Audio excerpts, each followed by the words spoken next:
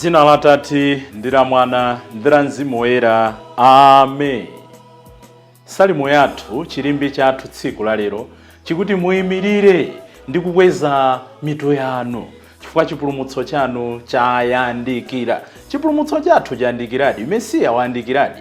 Chifukwa lero abale ndi pa 23 December chaka cha 2025.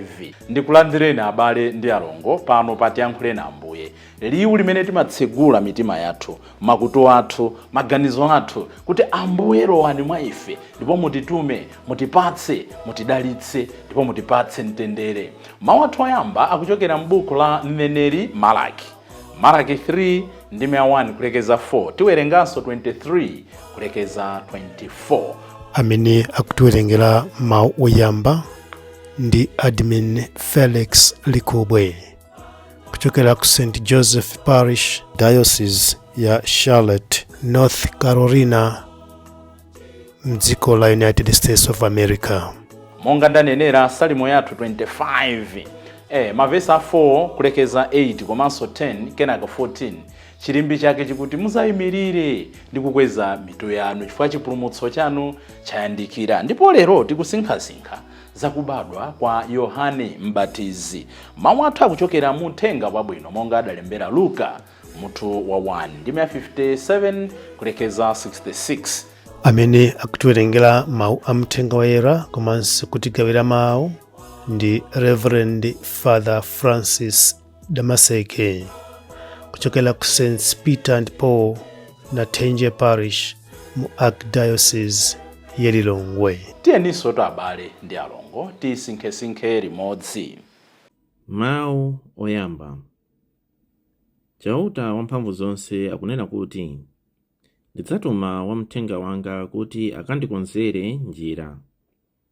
Kenaka mwadzidzidzi Chauta amene mukumfunafuna adzafika ku nyumba yake.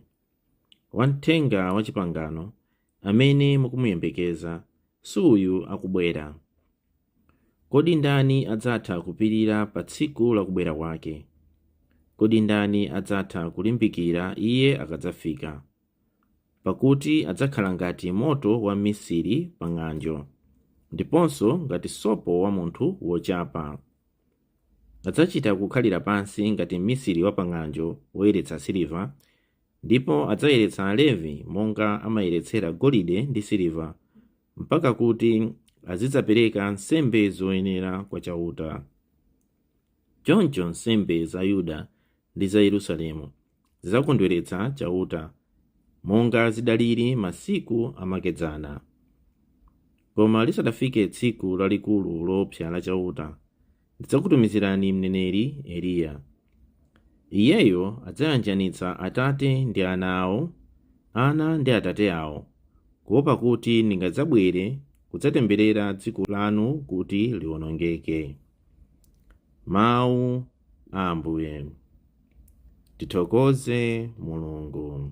Ambuye akhale nanu. Mawu mu Uthenga Wabwino monga adalembera Luka oyera. Ulemu kwa inu Ambuye. Nthawi yakuti Elizabeti achire idakwana, ndipo adabala mwana wamwamuna. Anzake ndi abale ake atamva kuti Ambuye amuchitira chifundo chachikulu chotere, adakondwera naye pamodzi. Pa tsiku lachisanu ndi chitatu mwanayo atabadwa, anadza naye kuti amuumbale, nafuna kumutcha dzina la bambo ake Zakariya. Koma amayi wake adakana nati iyayi, koma atchedwe Yohane. Pamenepo anthu adamuwuza kuti, koma pakati pa abale anu palibe amene ali ndi dzina limeneli. Tsono adalankhula ndi bambo wake ndi manja, namfunsa kuti, mukufuna timutche dzina lanji? Zakariya adapempha cholemberapo, nalembapo kuti dzina lake ndi Yohane.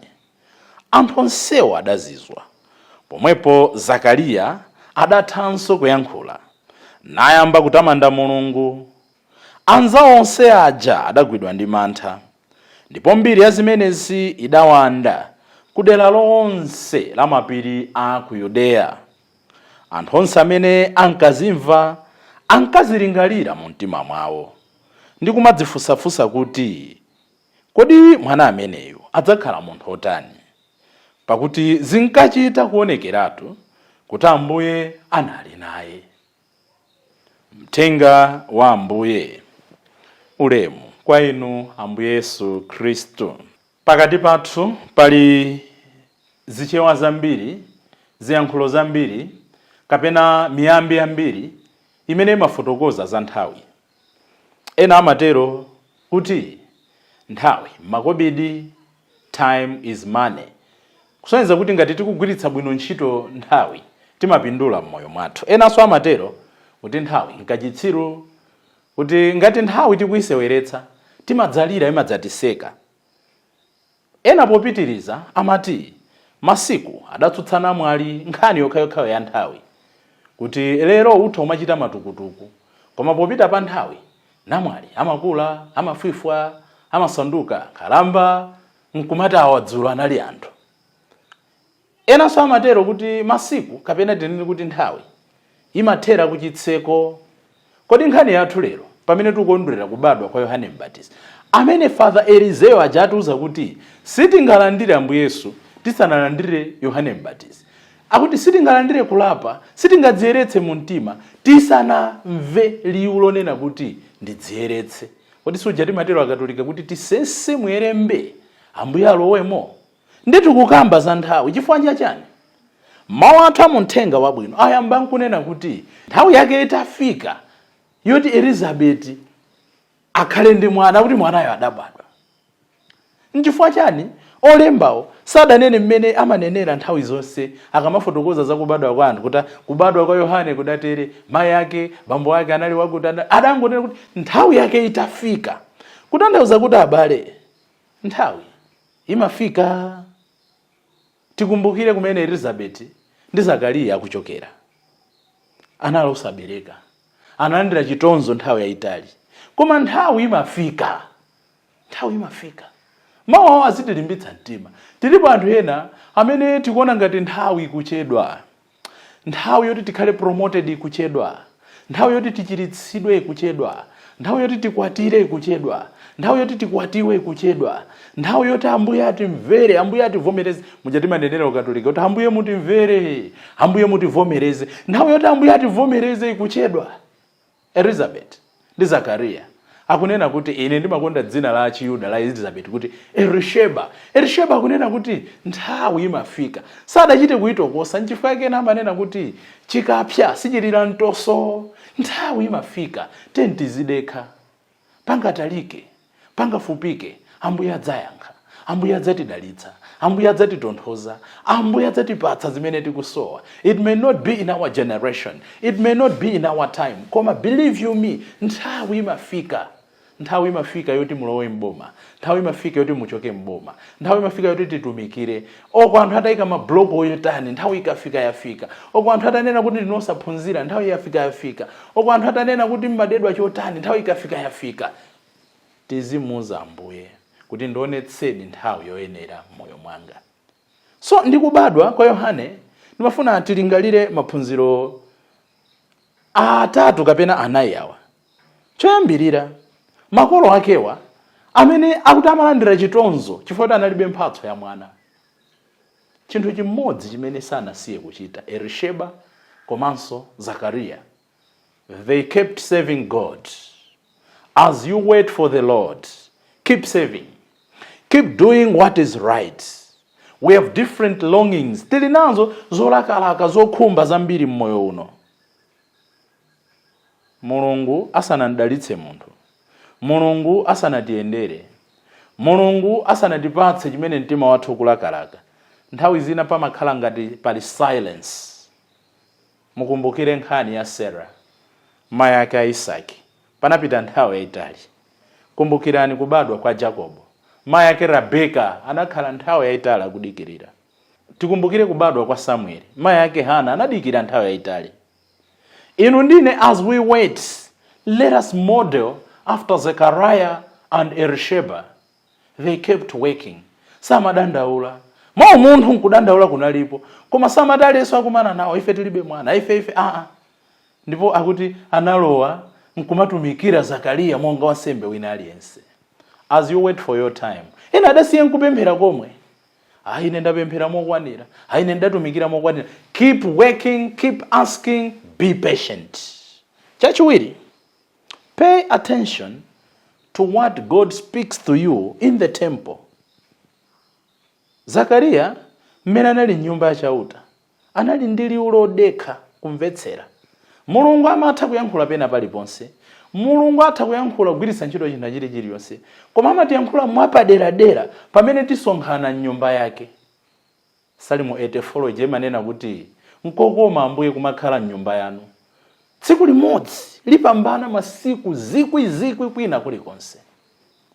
Zimene anamuyankhula Zakariya nyumba ya chauta anazimvetsera ndi chidwi. Wherever you enter the house of the Lord, pay attention to what God is speaking.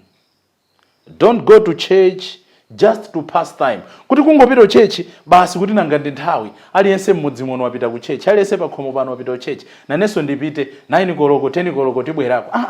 Mukalowa nyumba ya Mulungu, pay attention to what God is speaking to you. Don't go to church just to show new clothes. Kuti anthu aone kuti mwachena chotani. Timati kumachitsa, mwamachitsa chotani. Ndi apa kolona wa blue, mmanja wina wa blue, apa sabato ya blue, zopaka zomanga. Izozo ndi zabwino. Koma that's not the sole reason. That's not the primary objective of going to church. Listen to what God is saying. Akwaya jaga maimba, osangoimba kuti bola ndi kuvina, bola ndi kumva kukoma. Koma kuti munyimbo imene, what is God saying to me? Mukaristia mmenemo, what is God saying to me? Ukamati ukarisia Yesu ndi moyo. Listen kuti pamene paja Mulungu akuyankhula chani. Wansembo jakamati kweza nemitima kumwamba. Listen kuti what is it that I'm raising up? Zechariah paid attention to what God was saying to him in the temple. And finally, God said, I'll bless you.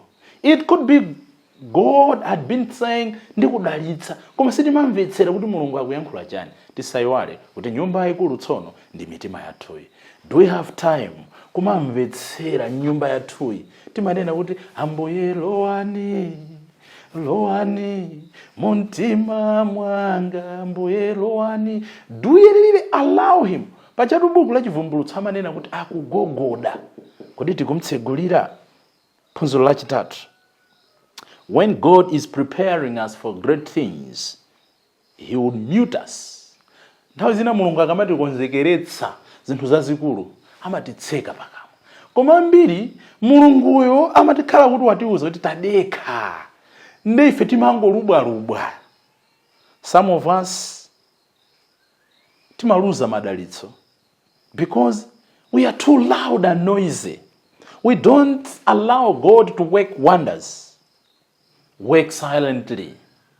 Sometimes we are forced to close our mouth through mwina matenda. Imfa kumene. Demotion kumene. Abwenzi kuti sasa kumene. Nkhani yaikulu. Nthawi yonse Mulungu akakutseka pakamwa. Don't allow these moments just to pass. Chilichonse chimene chikuchitika mmoyo mwanu osangozilola kuti zichitike. Mumaenda mwagwa. Listen attentively. Maybe God is shutting my mouth. Zechariah atamuuza kuti weyo udzakhala ndi mwana wako. Adada ukhala ngati kunkumbutsa Ambuye kuti ine ndakula, akazi anga somukudziwa kale. Tentivomereze. Mulungu anati ukukayikira, I'll shut you. God akafuna kuchita zazikulu. So tiphunzire pamene zina zikuchitika. Ena timati kungova kafungo, abwana anakufunsani CV, nthawi moyo afuna nditumize kunzuzu, afuna nditumize kuti zinthu zimasokonekera. Learn to work silently. Ndipo chotsirizira, God has no time. God has no race. God has no consultants. Amadalitsa even where society and science has cast us. Madokotala amene adamuuza Elizabeth kuti sadzabereka anali pa mavuto. They declared them barren. So too was Lazarus. Adanena kuti uyu watha and certified. Taonapo anthu amene adauzidwa kuti pitani ku nyumba muzikangodikira tsiku la Ambuye, akukhalanso cholengedwa chatsopano, atachiritsidwa. Elizabeth akuti abale ake adafuna kumuwuza kuti mwanayo tsono dzina lake kumtundu wanu kulibe dzina limeneli. Iye adakakamirabe. Nthawi zina ndi bwino kuyima patokha tikafuna kuti china chake chichitike mmoyo mwathu. Potsirizira, extra points. Delay does not mean denial. Delay does not mean God has forgotten you. 2. Mwanayo adzakhala ndani? Mwana uyu adzakhala otani? Mmoyo mwathu anthu azitaka kumana nafe azinena kuti adawa ndi otani. Akudabwa ndi kupatsa kwathu, akudabwa ndi kupirira kwathu, akudabwa ndi kumvetsetsa kwathu. Number 3, ndanena kale, sometimes faith requires you to stand alone. Onse ananena kuti palibe wa dzina la chonchi mu mtundu mwathu. Elizabeth anakakamirabe. Potsirizira, your wealth is not determined by the labels people ascribe to you. Kuti kufunikira kwathu, kupambana kwathu, ulemerero wathu, sumagona, sumatsamira, sumamanga nthenje pa zimene anthu ena amaona mwa ife. Ena adatinena kuti ndifosatheka, ndifolephera, sitingachite bwino, zakuti sitingathe. Koma Mulungu simene amationera. Keep trusting God and keep asking him, Ambuye mufuna ndizitani? Mwanayo dzina lake adzakhala Yohane. Dzina la Atate ndi la Mwana ndi la Mzimu Woyera. Amen.